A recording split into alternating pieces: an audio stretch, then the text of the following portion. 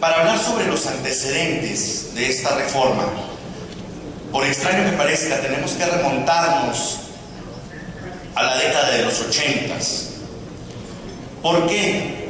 Porque en la década de los 80s es cuando el Estado mexicano suscribe y ratifica el Senado de la República el Pacto de San José, la Convención Americana sobre Derechos Humanos. Y resulta que para la materia penal, el artículo 8º de la Convención Americana constituye un eje fundamental sobre el cual gira el proceso penal, el debido proceso penal. Es donde se establecen las garantías mínimas del debido proceso penal. A consecuencia de dicho instrumento internacional, a principios de este nuevo milenio, como un compromiso inclusive de la campaña presidencial de Vicente Fox, impulsa un cambio en materia de derechos humanos relacionados con el proceso penal. Y es el primer intento, es la primera aproximación hacia un cambio, hacia una transición de un sistema procesal penal mixto, y quiero ser enfático en eso, sistema procesal penal mixto, no era inquisitivo, hacia otro modelo procesal penal. Y empieza concretamente en la administración del presidente Fox. Se le encarga a su entonces secretario de Seguridad Pública, el doctor Hertz Manero, la elaboración de esta transición, y logra el secretario de Seguridad Pública armar un primer proyecto de Código Federal de Procedimientos Penales de corte acusatoria. Sin embargo, advierten académicos, advierten involucrados operadores del nuevo sistema, que en dicho proyecto, en dicho anteproyecto, existía una cargada tendencia a dar a la policía demasiadas atribuciones. Como estaba inspirado en un modelo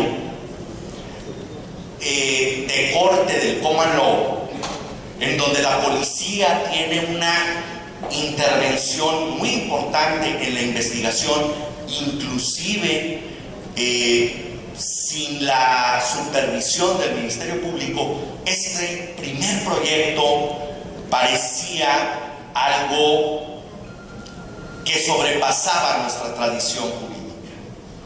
Es así como de ese primer proyecto se comienza a elaborar otro nuevo, y se le encarga concretamente al entonces Procurador General de la República presidir la mesa redactora de ese nuevo código, con todo un paquete de reformas necesario para armonizar la legislación. Es así como el general entonces Procurador General de la República, Macedo de la Concha, conforma ese primer equipo y logran conformar un nuevo cuerpo normativo de corte acusatorio con un paquete de reformas legislativas muy importante para poder lograr este nuevo proyecto. Pero para ese entonces se estaba ya terminando el sexenio del presidente Fox y no logra pasar el ámbito legislativo ese proyecto de nueva cuenta. Es así como algunos precursores, impulsores de este nuevo proceso penal, acusatorio y oral, se dirigen a las entidades federativas. Y el primer estado que logra acoger este nuevo modelo es el estado de Oaxaca. Sin embargo, derivado de los problemas sociales en dicha entidad federativa, también se queda paralizado el proyecto en el ámbito legislativo. Es así cuando el estado de Chihuahua retoma este primer código, digamos, de primera generación de corte acusatorio. Sin embargo, quiero hacer una acotación. Para ese momento, el estado de Nuevo León ya había dado un primer paso hacia un nuevo sistema de justicia penal, oralizando la etapa de desahogo de pruebas. El primer estado que impulsa la oralidad en materia penal es el estado de Nuevo León, pero concretándose a la etapa de desahogo de pruebas, un poco antes incluso que el estado de Oaxaca y el estado de Chihuahua. En el estado de Chihuahua, ya estamos hablando del año 2006, comienza a impulsarse este nuevo modelo de justicia penal y retoma la experiencia tanto normativa como en materia de infraestructura, el asesoramiento concretamente de un país sudamericano que hasta ese momento constituía el país con mejores prácticas en Sudamérica, Chile. Y los chilenos son los que comienzan a asesorar en materia de infraestructura, administración de tribunales, tecnologías de la información, principalmente al estado de Chihuahua. Por eso el modelo de tal entidad federativa resulta con mucha armonía a la experiencia chilena y sobre todo su capacitación. Y es así como en el año 2007, a principios del año 2007, el estado de Chihuahua impulsa y entra en vigor el primer Código Procesal Penal de corte acusatorio, sin tener todavía la reforma constitucional como sustento. Y vaya problemas que generaba, porque teníamos en ese momento en la Constitución un auto de término constitucional denominado formal prisión, y al mismo tiempo teníamos en el estado de Chihuahua un auto de término constitucional denominado auto de vinculación a proceso con requisitos de fondo diversos uno de otro.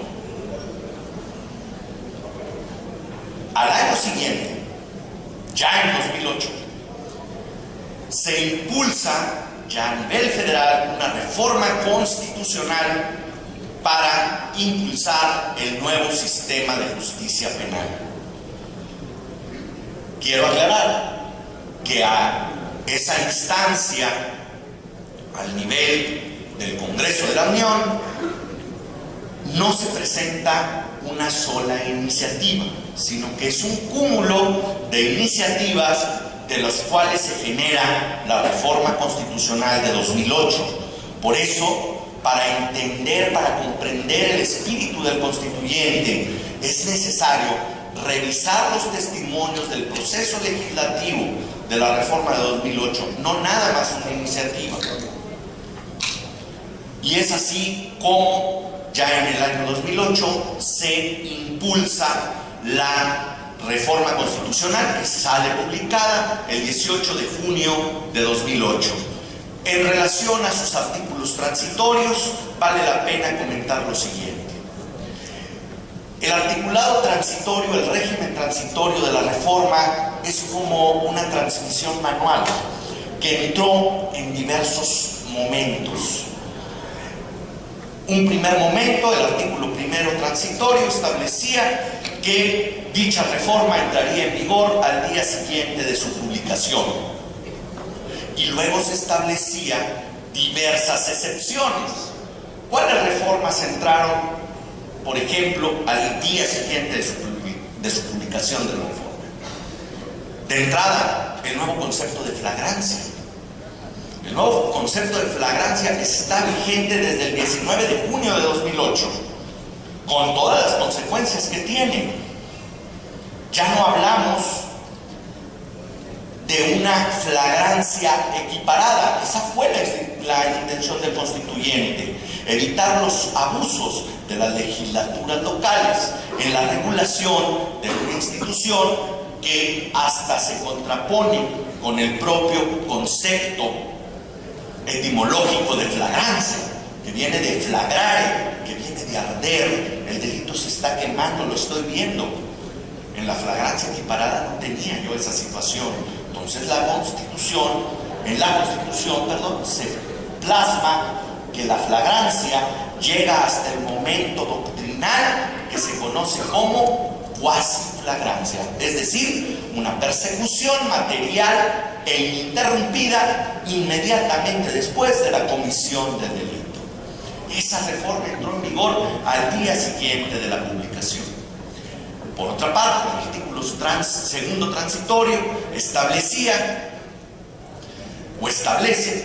que la reforma constitucional se establecía una vacatio legis hasta de 8 años, lo cual se cumplió hace aproximadamente 15 días,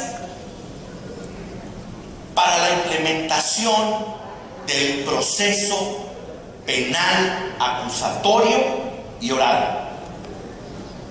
Contenido, y es muy importante que lo veamos, contenido en el artículo 16, en su párrafo segundo y en su párrafo 13º. Párrafo segundo que ahorita, a la fecha, ya no es el párrafo segundo, es el párrafo tercero, y el párrafo 13º pasó a ser 14º, se recorrió un párrafo. ¿Sobre qué hablan esos párrafos que forman parte del sistema acusatorio? El primero sobre los requisitos de la orden de aprehensión y el segundo sobre los jueces de control. Continúa el siguiente artículo, 17 constitucional, pero en párrafos determinados. El primero que tiene que ver con los mecanismos alternos y el segundo que tiene que ver con que todas las sentencias que pongan fin a los procedimientos orales deberán de ser explicadas. Eso es uno de los de las novedades que tenemos con el nuevo sistema de justicia penal. Pero ojo, explicar una sentencia no es leerla. Explicar una sentencia significa platicar en términos asequibles a los operadores del sistema el sentido de la resolución. No es leerla, insisto. ¿Por qué? Porque entonces pasaríamos de tener salas de oralidad a salas de lectura. Y de eso no se trata la metodología de la oralidad. El siguiente artículo que forma parte del sistema acusatorio es el artículo 19 constitucional, donde encontramos el fundamento del auto de vinculación a proceso, donde encontramos el fundamento de la prisión preventiva oficiosa. Otro artículo que forma parte del proceso penal acusatorio y oral lo es el artículo 20 constitucional, donde ahora se ha dividido en 3 apartados y un primer párrafo. Este primer párrafo, que ahorita lo vamos a abordar en atención al temario, te habla sobre los principios rectores del nuevo sistema de justicia penal. El apartado A te habla sobre los derechos del imputado. El apartado A te habla sobre otro bloque de principios que tienen que ver con los principios rectores del proceso penal acusatorio y oral.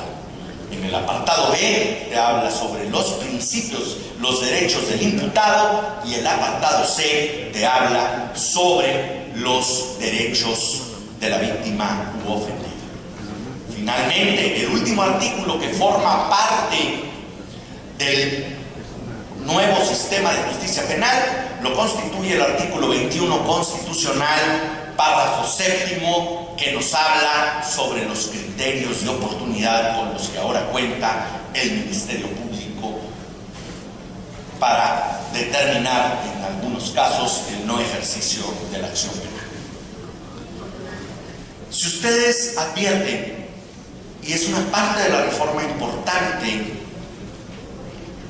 tan importante como el sistema acusatorio, la ejecución penal no forma parte del proceso penal acusatorio.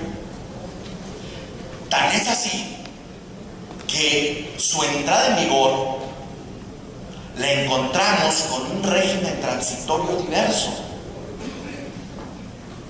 Mientras que al sistema procesal penal acusatorio se le dio una vacatio legis de hasta 8 años, a la ejecución penal, contenida concretamente en 2 dispositivos constitucionales, el 18, párrafo segundo, y el 21, párrafo tercero, la vacatio legis fue más reducida, fue de 5 años.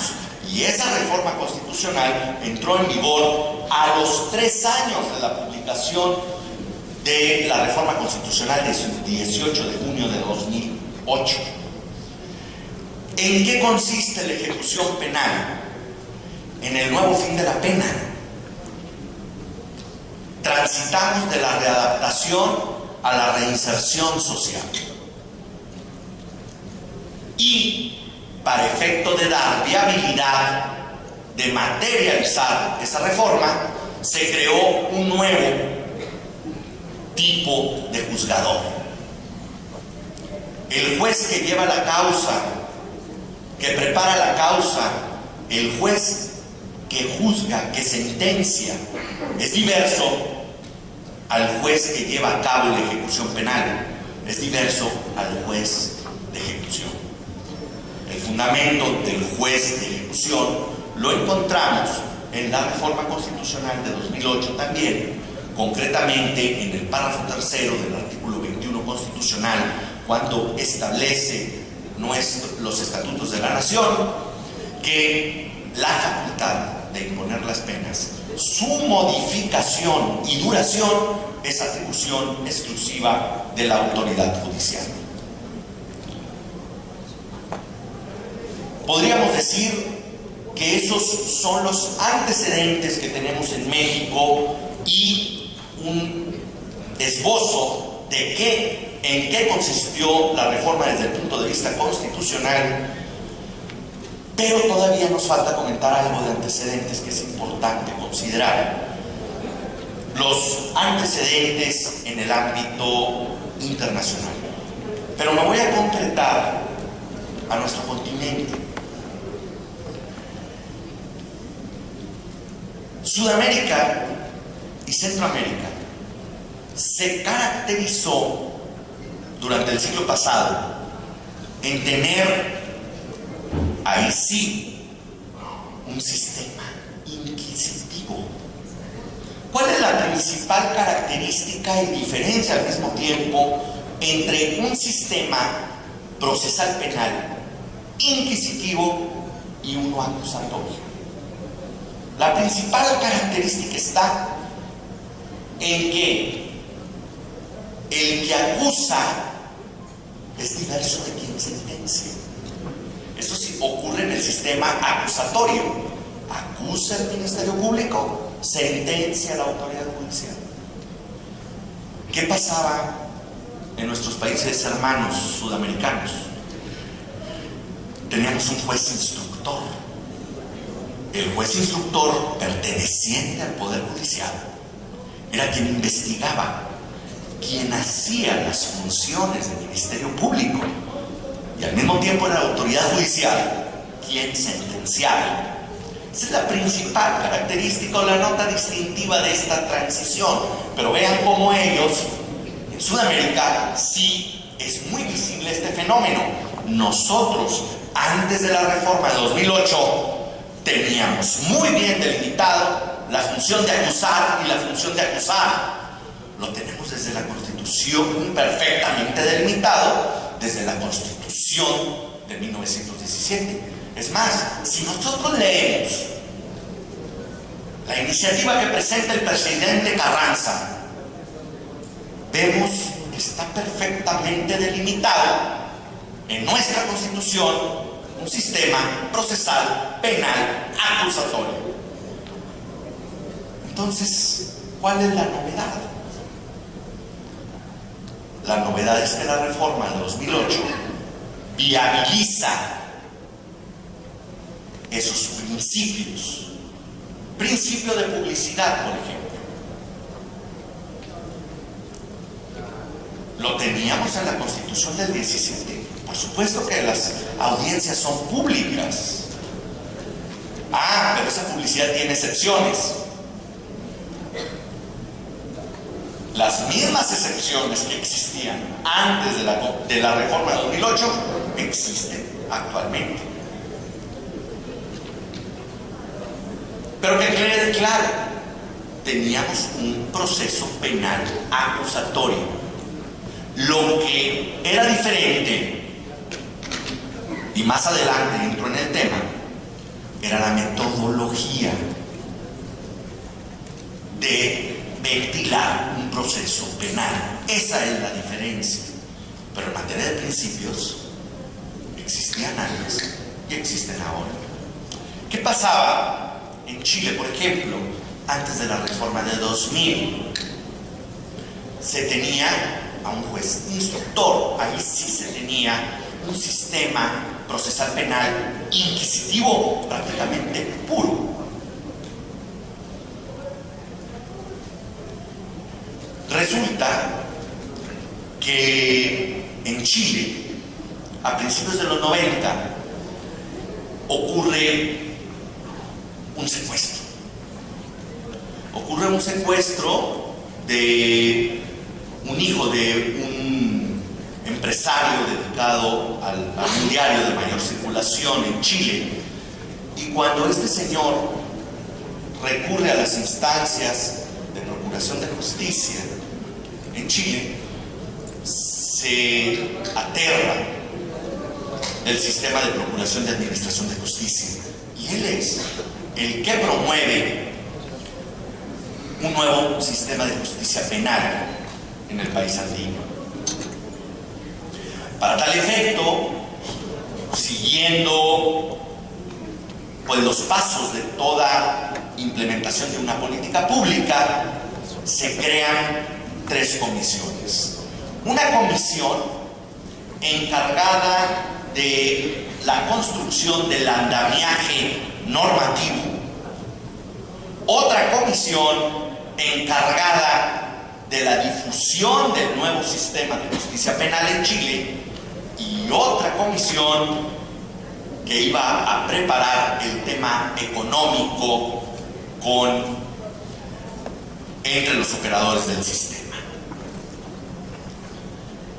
Pero los chilenos en ese entonces no tienen académicos de renombre para legitimar el andamiaje normativo, y recurren a quienes sí tenían un reconocimiento incluso internacional en materia de sistema acusatorio, ni más ni menos que sus vecinos, los argentinos.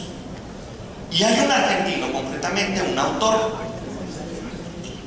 Julio Mayer, que desde 1946 redacta el primer código procesal penal de corte acusatorio en la provincia de Córdoba, y también el redactor del Código Procesal Penal tipo para América Latina de este mismo corte.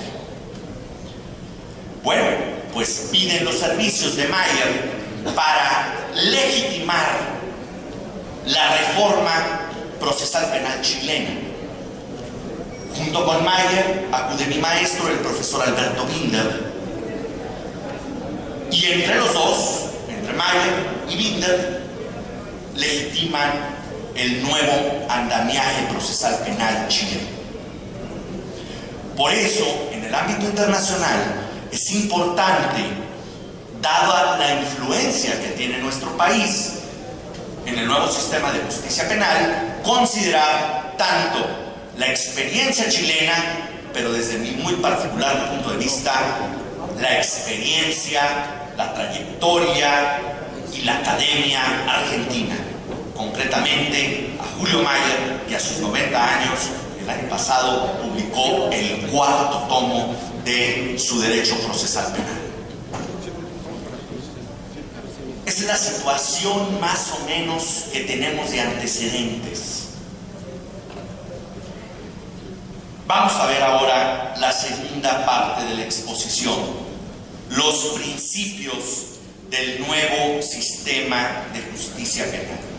Estos principios los encontramos principalmente en dos apartados del artículo 20 constitucional. Vamos a referirnos primero al párrafo primero del artículo 20 constitucional, que nos dice que el proceso penal mexicano, el nuevo proceso penal mexicano, será acusatorio y oral. Bueno, nos establece primero que tendremos a alguien que acusa y a alguien que sentencia. Hay una separación en esa atribución dentro del proceso penal. Pero además, y aquí viene un cambio importante, nos establece una nueva metodología para ventilar el proceso penal. La metodología ya no es la escritura, ahora es la oralidad. Pero ojo, la oralidad no es principio, es una metodología simplemente.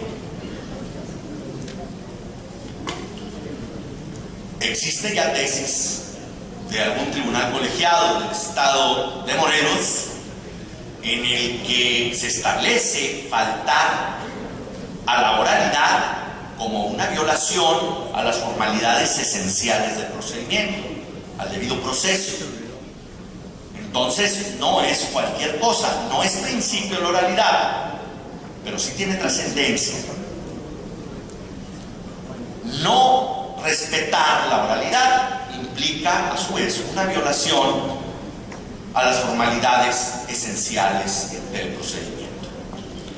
Ahora sí vamos a los principios. Nos dice la Constitución, en este párrafo primero, que se regirá el nuevo proceso penal mexicano por los principios primero de publicidad, contradicción, concentración, continuidad e inmediación.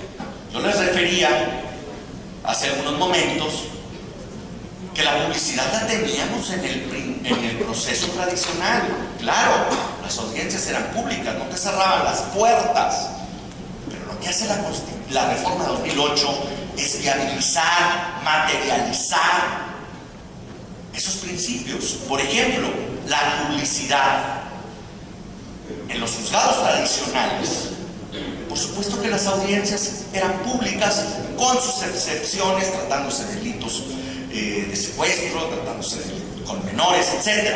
Pero las mismas excepciones las tenemos ahora, tal vez ampliadas. Pero ya existían. ¿Pero qué es lo que no teníamos? Eso sí, una infraestructura ad hoc para materializar ese principio de publicidad.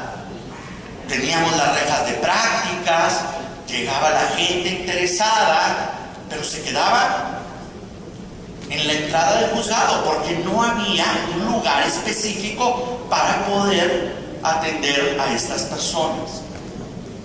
Entonces, el cambio viene inclusive en materia de infraestructura. Es un cambio que tiene que haber en este sentido. Inclusive con el nuevo sistema de justicia penal, ya no hablamos de juzgados. Desaparece esa figura tradicional.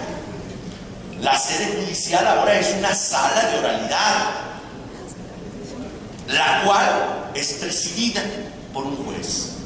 Ahora, con la reforma constitucional, concretamente, un juez de control, el cual se encuentra previsto constitucionalmente en el artículo 16 constitucional para la primera y la segunda etapa del procedimiento penal ordinario. La primera etapa de investigación, dividida a su vez en inicial y complementaria, y una etapa intermedia también dividida en dos momentos, un momento escrito y un momento oral. Ese es otro cambio. Me voy a referir ahora al principio de inmediación, que desde mi muy particular punto de vista es el punto de quiebre para esta transición. ¿Por qué? Porque si algo nos faltaba en el sistema tradicional era dar vigencia a ese principio, la inmediación. Inclusive yo recuerdo la ley orgánica del Tribunal Superior de Justicia del Distrito Federal establece como falta administrativa de los jueces no presidir las audiencias. Sin embargo, teníamos por ahí alguna tesis del Poder Judicial Federal en la que se decía que la inmediación en este sentido se colmaba con que el juez estuviera presente en el local del juzgado. Vean cómo ahora que viene la inmediación a ser plasmada como principio en el texto constitucional, lo que se busca es viabilizar ese principio, materializarlo.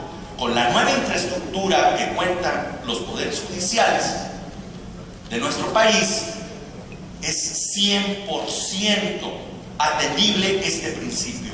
¿Por qué? Porque no puede haber una audiencia sin que esté presente el juez, de la naturaleza que sea la audiencia. Una audiencia desde un perdón hasta audiencia para dictar una sentencia definitiva o inclusive ante el juez de ejecución. Siguiente principio, el principio de contradicción.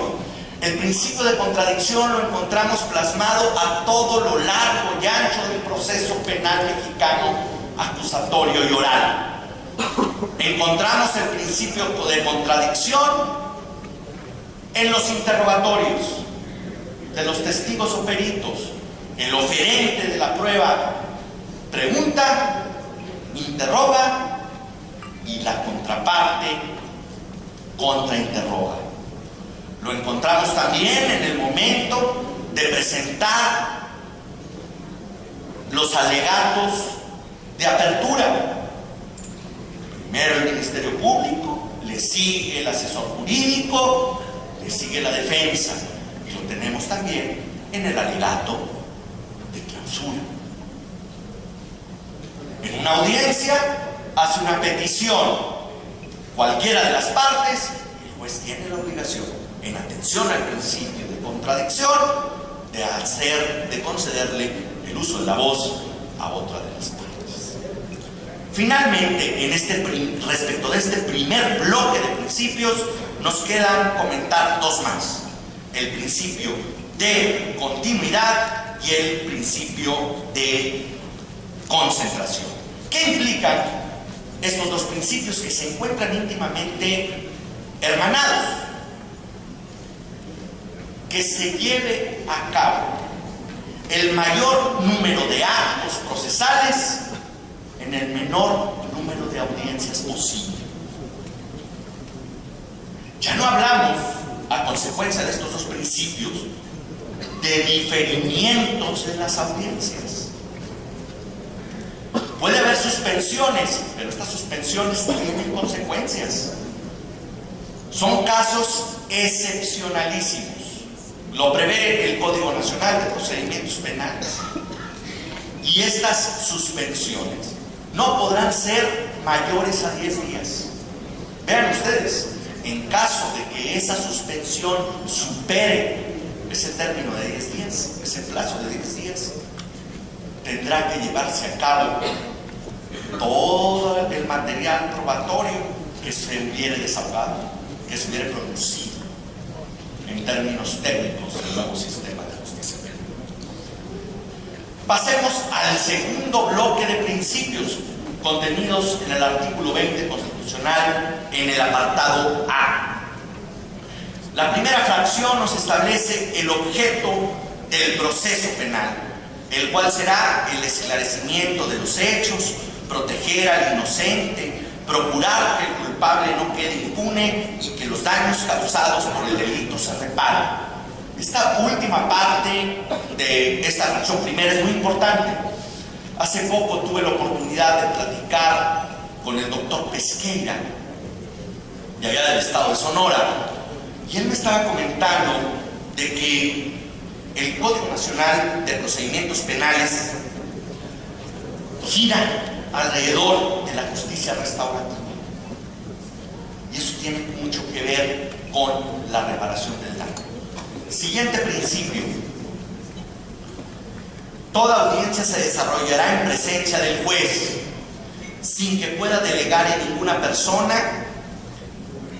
el desahogo y la valoración de las pruebas, la cual deberá realizarse de manera libre y lógica. Se establece el desarrollo del principio de inmediación a través de esta fracción segunda y se establece un nuevo sistema de valoración de la prueba, nuevo para la materia penal. ¿Por qué? Porque teníamos ciertas pruebas tasadas. Ahora, con este nuevo sistema de la sana crítica, ninguna prueba está tasada y no debe de existir presunciones en ningún momento, en un sentido u en otro. Por ejemplo, teníamos en el sistema tradicional muy acuñada una jurisprudencia en materia de delitos sexuales. El dicho de la ofendida es preponderante al dicho del inculpado, por tratarse de un delito de realización oculta, generalmente perpetrado en ausencia de testigos. Esa jurisprudencia, yo pongo en tela de duda su vigencia en el nuevo sistema de justicia penal.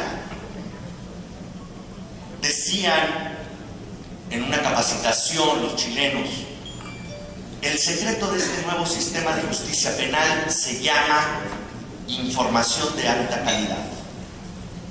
¿Y cómo se obtiene la información de alta calidad? En los interrogatorios y los contrainterrogatorios.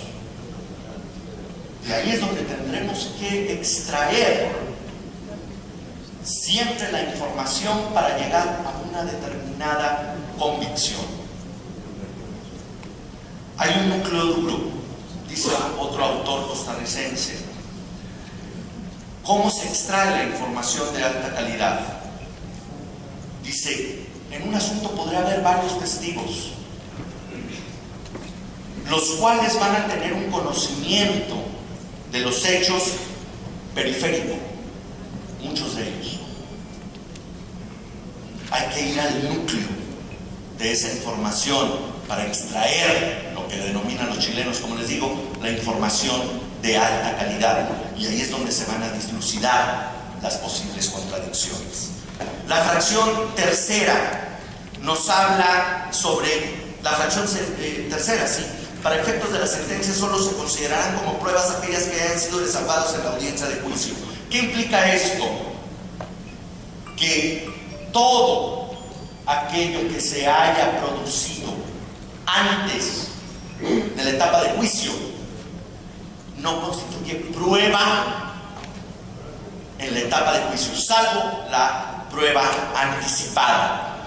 Es decir, no tiene ningún valor probatorio las entrevistas que se hayan obtenido en la etapa de investigación inicial, en la etapa de juicio. Y eso no se ha entendido del todo. El juicio se celebrará ante un juez que no haya conocido del caso previamente. Esto tiene que ver con la imparcialidad. Esta disposición lo que prohíbe es de que un juez de control que haya dictado, por ejemplo, una vinculación a proceso vaya a formar parte de un tribunal de enjuiciamiento ya en la etapa de juicio por la contaminación que tiene del asunto. Ningún juzgador podrá tratar asuntos que estén sujetos a proceso con cualquiera de las partes. Las siguientes fracciones nos hablan sobre las formas de terminación anticipada del proceso. Concretamente, nos habla sobre el procedimiento abreviado. La fracción octava sobre el juez solo condenará cuando exista convicción de la culpabilidad del procesado. Nos habla sobre el estándar de convicción para efecto de la etapa de juicio y sobre la prueba ilícita. Esos son los dos grandes bloques de principios contenidos en el artículo 20 constitucional sobre el nuevo sistema de justicia penal. Algunos tienen que ver con principios del nuevo sistema de justicia penal, con algunos principios del nuevo proceso penal mexicano acusatorio oral, y otros tienen que ver con principios de las audiencias. Debemos de hacer esa distinción, porque no todos son principios de una naturaleza o de otra. Y bueno, con esto yo estaría dando por terminada mi intervención. Agradezco a todos su paciencia y un reconocimiento también a ustedes por ocuparse en estas horas de la mañana en relación a su capacitación. Muchas gracias y quedo a sus órdenes.